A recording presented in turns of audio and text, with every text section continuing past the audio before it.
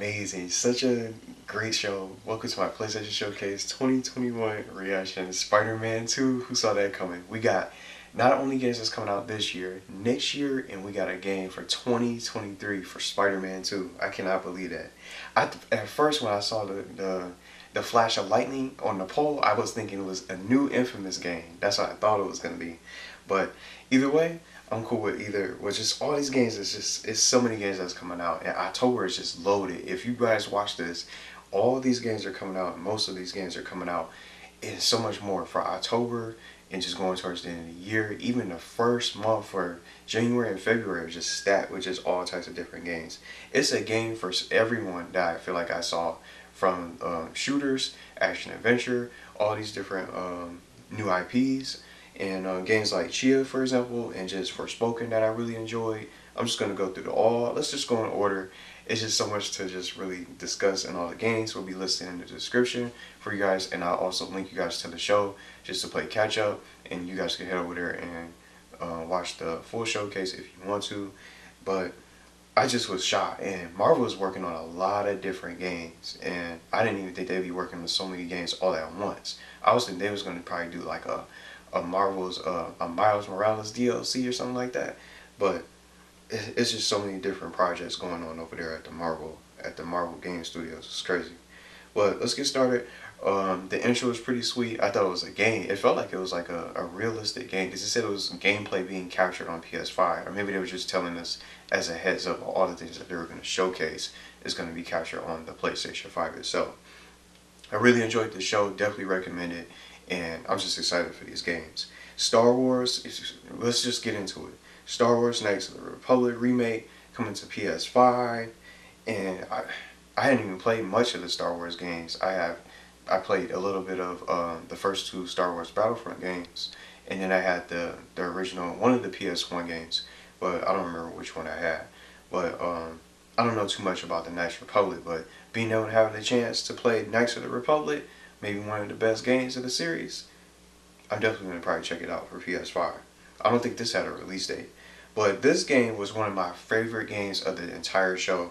Project Eve seems like a JRPG, an action RPG similar to Kingdom Hearts playstyle. It almost gave me Devil May Cry vibes just from watching it. I think it's called Project Eve, or maybe Eve EveShiftUp. I think that's what it's called. But some of these games don't really have just any sort of release dates. This was just one of several new IPs that they showcased that are brand new projects going on the PlayStation Studios. But I really like this game, and I thought this was going to be a brand new Borderlands game. Tiny Tina's Wonderlands. It plays almost similar to it, but it plays just like Borderlands, but just instead, the only difference, instead of just using your guns and just blasting up everything, you can use your magic as well. So Tiny Tina's Wonderlands is scheduled for March 25th of 2022 for next year. Forspoken, just like I mentioned at the beginning, this was one of my favorite games, and I think this is one of the best games that I enjoyed the most from the show. And just thinking about other games, for example, instead of just the popular games that everyone's, the sequels or the new games that's coming out in the near future, Forspoken for spring 2022, I'm really interested in this game. I definitely want to check more gameplay of this, and see more about the story and getting to know the characters. Rainbow Six Extraction, I already seen this earlier this year. This wasn't new. I don't know if the beta passed or not. I don't know. I think they had a beta if it already has, if the date has already passed. I'm not too sure. Rainbow Six Extraction was not really a new game to me. So this is coming out January 2022. Alan Wake, and some of you guys already discussed that I knew was going to be coming out. Alan Wake Remastered is scheduled for October 5th. I didn't think it was going to come out this year though. I thought it was going to come out sometime next year. But Alan Wake was a game I already knew about, and I was anticipating the most from the show as a quick little prediction. But it's nice to see that a game from Xbox that I watched a little bit of. I didn't want it to really spoil myself because I was interested in playing the game myself. I like spooky games. I like this kind of stuff. Running around in the dark, just using a flashlight, fighting off the monsters or whatever. Just horror games in general, and just movies. I'm really into that kind of stuff. So Alan Wake Remastered was another favorite from the show. And I might end up playing this game on release day, October 5th for 2021 for Alan Wake Remastered. And some of you guys who probably already played on the Xbox probably won't, probably playing the game. And so they're skipping out on it. But I'm interested. But I think this is my least favorite. I'm just gonna go there. I hate to say it. How many times are they gonna come out with Grand Theft Auto 5? We had it on PS3, we had it on PS4, and now they're trying to bring it back out all over again for PS5. So I'm not sure if this is a free upgrade. If it's a free upgrade, I'll get it and probably try it out and see the differences. I enjoyed the story, did all 3 endings with Franklin, Trevor, and Michael. So it's no point in really just getting it all over again. Unless you want to grind the GTA Online all over again. If most of you guys probably spend hours upon hours grinding the GTA Online, I wonder if you would be able to carry your save data and all your data over, or your GTA Online save data over, so that way you won't have to grind up that money all over again. But some people cheated to get there and get all the way up there, just using money cheats and whatever sort of exploits they could come up with for the GTA Online. But I'm not. This was my least favorite. Just announcing, Rockstar is going to continue to come out with GTA 5, and I wouldn't be surprised to see it on a PlayStation 6.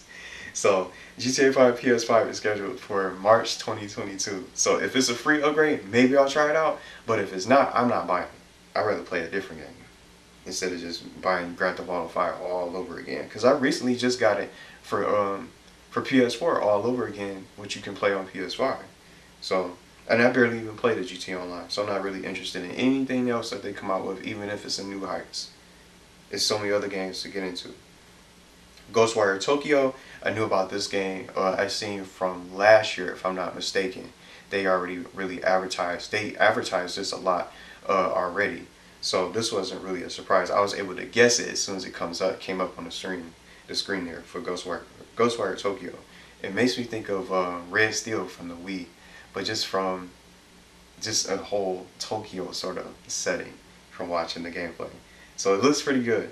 Marvel's Guardians of the Galaxy, I wasn't expecting this to be a part of the show. I already seen this back at Gamescom, I believe.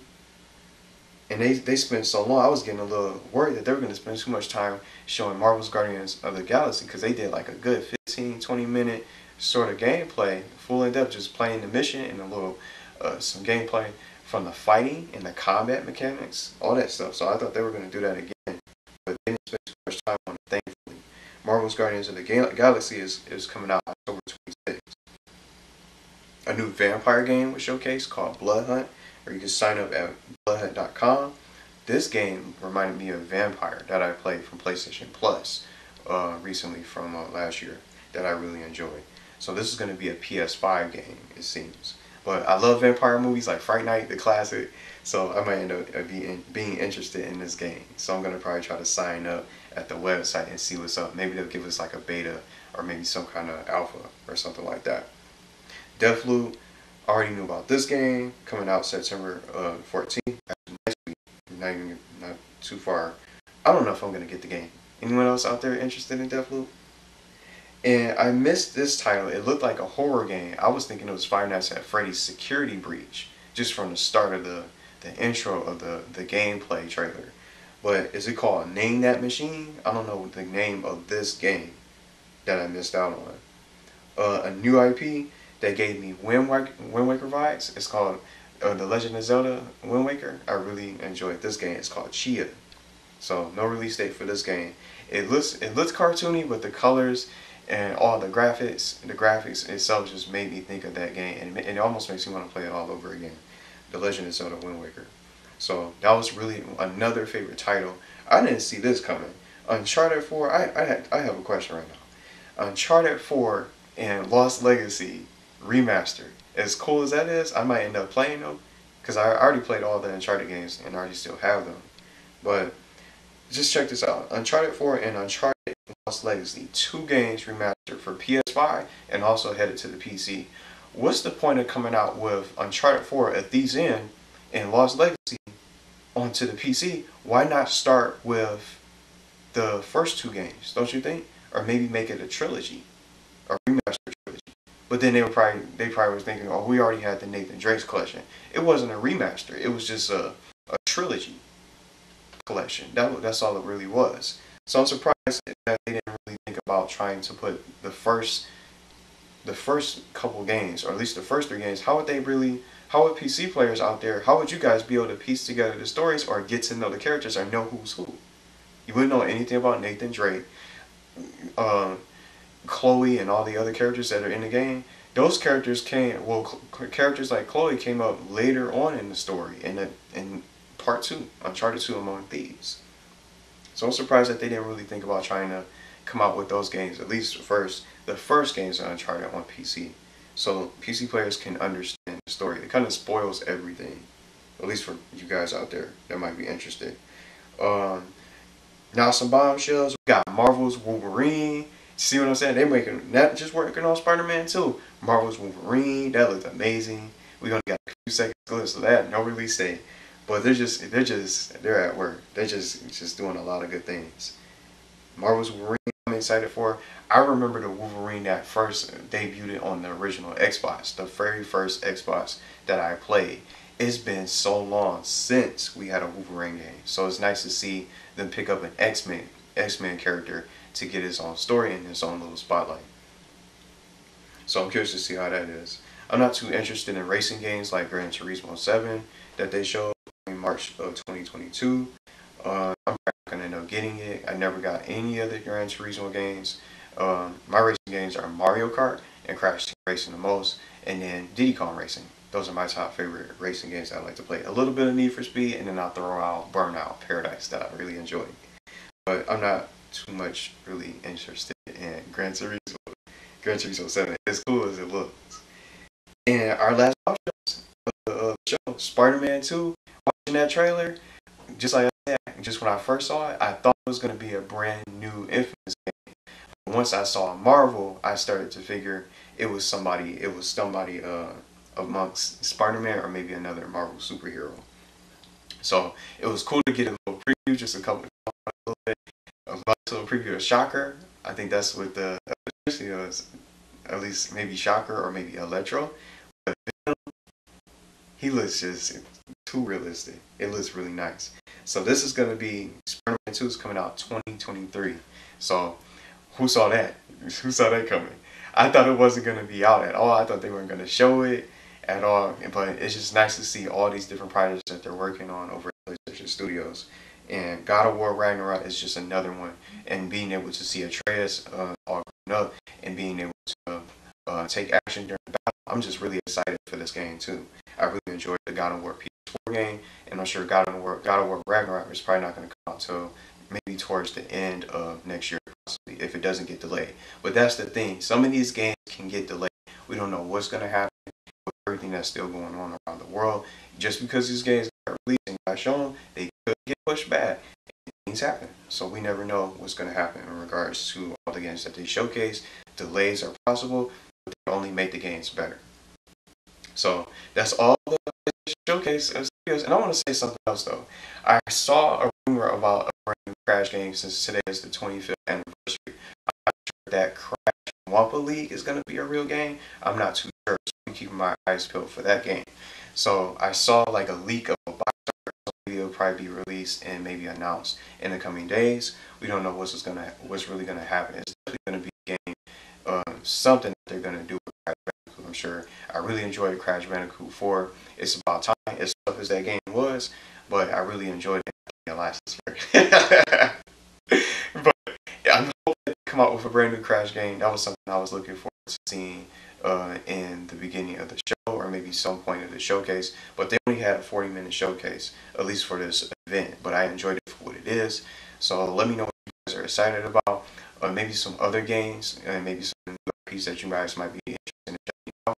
I really enjoyed the show for what it is, and I hope that the Crash game that's in development, hopefully, if it's true, I hope it is something that's real, and we can keeping an eye out on it. But I might even talk about one of these other games that I really liked the most for later tonight from the showcase that I really enjoyed, like Forspoken, for example, Marvel's Spider-Man 2. I really liked that. And Wolverine. It's just so many games. I liked every single game that they showed. Everything was good, but I just didn't like that GTA 5. That doesn't need to come out all over again. But as long as it's a free upgrade, I'll probably end up playing it. But if it's a price tag, I'm Gucci.